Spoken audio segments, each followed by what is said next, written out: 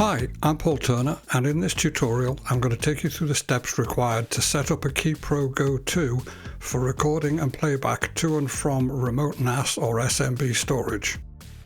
But first I want to go through my setup with you so you know exactly where we're coming from. This is a block diagram of my setup. I have a source machine, which is a Ki Pro Ultra 12G, and it's simply looping a clip as my video source. The SDI output of the Ultra 12G is feeding into a Kumo router. That router then feeds input 1 of my Ki Pro GO2. For the IP side of my system, my Netgear switch is connected to the GigE port on the Ki Pro GO2, and I'm using a Synology NAS configured for SMB access through the Netgear switch to and from the Ki Pro GO2. There are some important things to remember about the setup of my NAS. The IP address of the Synology NAS is 10.0.0.107. I have a shared directory set up on that NAS, and that directory is named AJA. I've also set up a user called KPG2 on that NAS, and I've set a password for it. The most important thing to remember when setting up the shared directory is that the user, in this case KPG2, must have read and write permissions to the shared directory. If you don't have read and write permissions to that directory, your recordings to your SMB server will fail.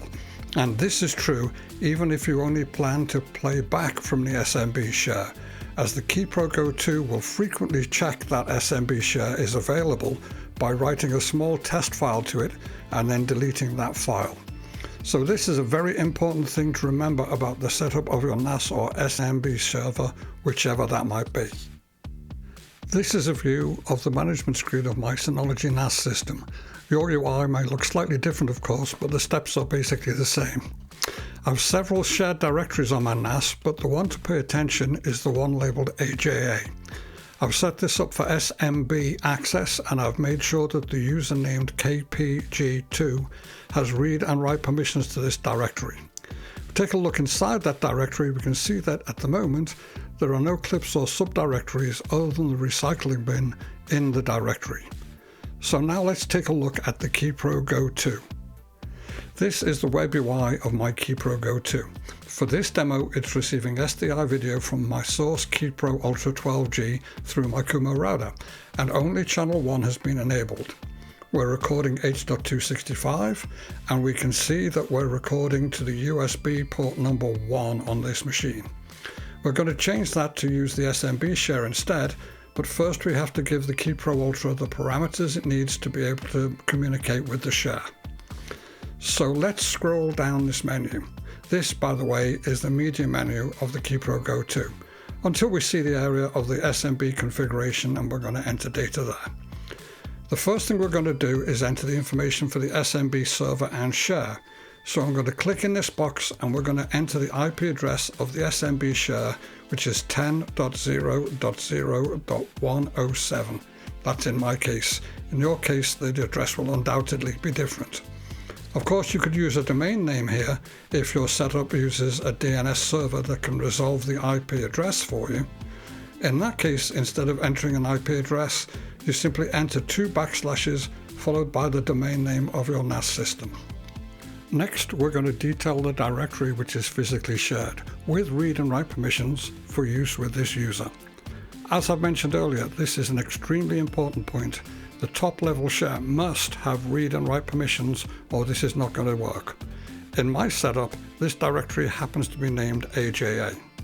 Do be sure, by the way, to press the enter button on your keyboard after inputting any value in these boxes, or your information will not be saved into the Ki Pro GO2's parameter set. That's a very common mistake to make.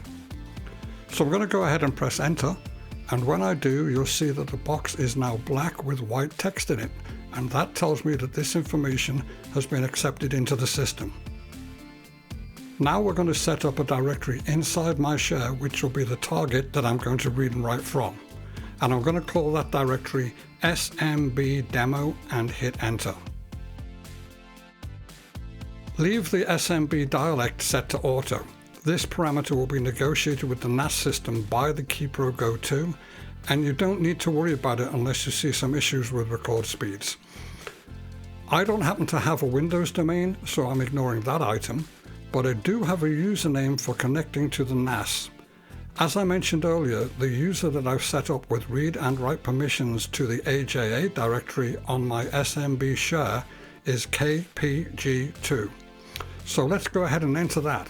Again, we have to press enter or this information won't be saved.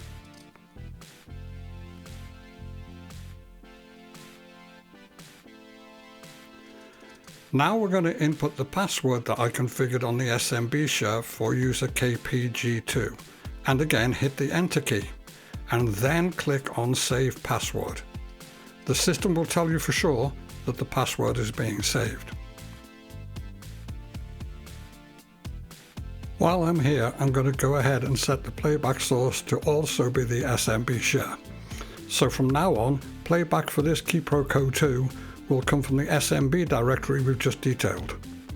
As you can see, the system is perfectly happy with that selection. Now we're going to go back up to the record section and set the primary recording destination to SMB. And that's it.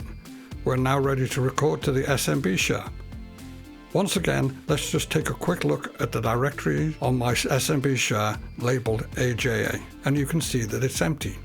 We go back to the Ki Pro GO2 and hit the record button, and you'll see that we've started recording. Everything's been reported as perfectly okay. I'm only going to do a short recording of maybe 10 seconds or so, and then we'll exit out of the recording.